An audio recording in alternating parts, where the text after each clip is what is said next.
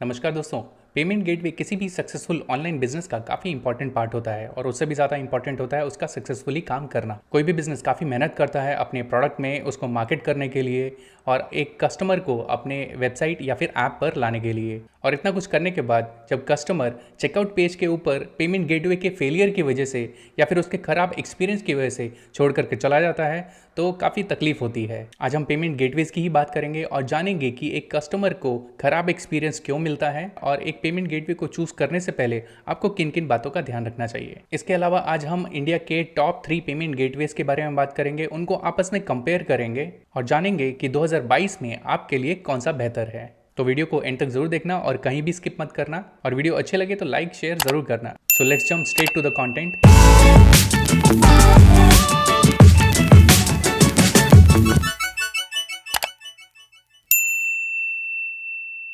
वैसे मैंने पिछले साल काफ़ी सारे पेमेंट गेटवेज को आपस में कंपेयर किया था। आप चाहें तो मेरे चैनल पे जाकर के देख सकते हैं, मैं उसका लिंक डिस्क्रिप्शन बॉक्स में दे दूंगा। सबसे पहले हम रूट कॉज को समझने की कोशिश करते हैं कि क्या क्या इश्यूज आते हैं जो कि बिजनेस को इफेक्ट करते हैं। पेमेंट फेलियर, जब कस्टमर डिसाइड करता है किसी भी प्रोडक्ट को परचेस करने के लिए और चेकआउट पेज पर किसी टेक्निकल इश्यूज की वजह से पेमेंट फेल हो जाता है। कार्ड अबंडोनमेंट, कस्टमर के पास जो ऑप्शन है वो ऑप्शन उस पेमेंट गेटवे पे अवेलेबल नहीं है। पुअर एक्सपीरियंस, चेकआउट काफी स्लो है या फिर मल्टीपल पेजेस पे रीडायरेक्ट्स हो रहे हैं, means one page to another page jump within payment checkout. अब इनके इंपैक्ट समझ लेते हैं। सबसे पहले तो ऑब्वियसली आपकी सेल्स में इंपैक्ट होगा, आपको सेल्स का लॉस होगा, आपके रिटर्निंग कस्टमर कम हो जाएंगे। जिन कस्टमर को खराब एक्सपीरियंस मिला है वो ऑब्वियसली दूसरों को एडवाइस करेंगे, दूसरों को सजेस्ट करेंगे कि वो इस पर्टिकुलर वेबसाइट पे शॉपिंग ना करें, आपके बिजनेस की इमेज खराब होगी। Now let's understand payment gateway को सिलेक्ट करने से पहले आपको किन किन बातों का ध्यान रखना चाहिए। सबसे पहले, क्या सभी पेमेंट मोड्स उस पेमेंट गेटवे में अवेलेबल हैं? International payment modes for global business available है? सक्सेस रेट कितना है? जब आपके बिजनेस में सेल चल रही होती है, जब आपके बिजनेस का पीक टाइम होता है,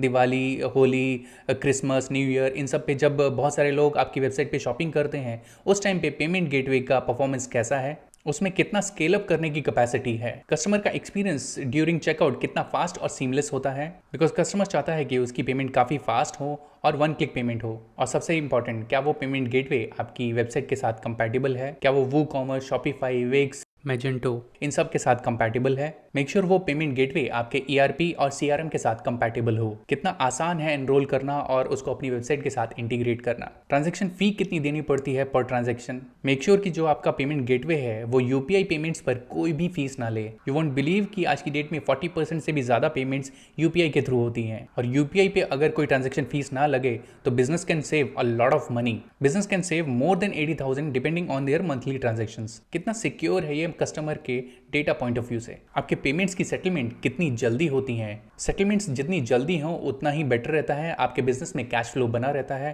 prefer to have T+1 days. ये सारी चीजें जो मैंने बताई हैं ये काफी इंपॉर्टेंट है और इन्हीं के बेसिस पे आपको किसी भी पेमेंट गेटवे का सिलेक्शन करना चाहिए। वैसे मोस्ट पेमेंट गेटवेज के कुछ पॉइंट्स काफी सिमिलर होते हैं। सभी पेमेंट गेटवेज आज की डेट में 100+ पेमेंट मोड्स प्रोवाइड कर देते हैं। सभी payment gateways PCI DSS certified होते हैं। सभी आपको वेबसाइट और ऐप के साथ इंटीग्रेशन करने के लिए ऑप्शन दे देते हैं। बट दोस्तों कुछ डिफरेंसेस की बात कर लेते हैं जो कि आपके बिजनेस में वैल्यू ऐड कर सकते हैं। हम इंडिया के टॉप 3 पेमेंट गेटवेज के बारे में बात कर लेते हैं, उनको कंपेयर कर लेते हैं। Paytm payment gateway, PayU payment gateway, Razorpay payment gateway. हम सिर्फ इन्हीं 3 की बात करेंगे बिकॉज ये 3 पेमेंट गेटवेज ने मैक्सिमम मार्केट कैप्चर कर रखी है। सक्सेस रेट किसी भी पेमेंट गेटवे का सबसे इंपॉर्टेंट फैक्टर है। सभी ब्रांड्स क्लेम करते हैं कि उनका सक्सेस रेट 85 to 90% है, बट हम इसको इवैल्यूएट कैसे करें? Number of saved cards, accounts and UPI IDs। अगर कार्ड सेविंग का ऑप्शन है तो कस्टमर को बार बार अपनी पेमेंट डिटेल्स नहीं डालनी होती उस पर्टिकुलर वेबसाइट पे एंड काफी इजीली और फास्ट चेकआउट होता है। And if you compare, Paytm के पास 250 मिलियन से भी ज्यादा पेमेंट इंस्ट्रूमेंट सेव्ड हैं, वहीं अगर मैं रेजरपे की बात करूँ तो वहां पर 4 बिलियन के आसपास सेव्ड कार्ड्स हैं। ऑब्वियसली पेटीएम एक कंज्यूमर ब्रांड है तो उसके पास ज्यादा इन्फॉर्मेशन अवेलेबल होगी, सो यहाँ पर पेटीएम के पास एडवांटेज है और यहाँ पर चेकआउट्स काफी फास्ट हो सकते हैं। चेकआउट जितना फास्ट और सीमलेस होगा उतना ही एक्सपीरियंस अच्छा होगा और इसके लिए पेमेंट गेटवेज को वन क्लिक पेमेंट सोल्यूशन जरूर प्रोवाइड करना चाहिए, जस्ट लाइक पेमेंट वॉलेट्स या फिर पोस्टपेड सोल्यूशंस। अगर आप तीनों में कंपेयर करो तो पेटीएम वॉलेट और पेटीएम पोस्टपेड ये दोनों ही ऑप्शंस पेयू और रेजरपे में अवेलेबल नहीं है। ये सिर्फ पेटीएम पेमेंट गेटवे के साथ ही अवेलेबल है और ये बताने की जरूरत नहीं है कि पेटीएम वॉलेट और Paytm postpaid is one of the biggest player in one click payment solution. Paytm wallet is used by 1 in every 4 Indians. Razorpay 13 platform के साथ कंपैटिबल है, वहीं पेयू 25 प्लस प्लेटफॉर्म के साथ कंपैटिबल है और Paytm 30 plus platform के साथ कंपैटिबल है। अब इन तीनों में से पेयू और पेटीएम काफी बेटर है, बट पेटीएम थोड़ा सा आगे निकल जाता है।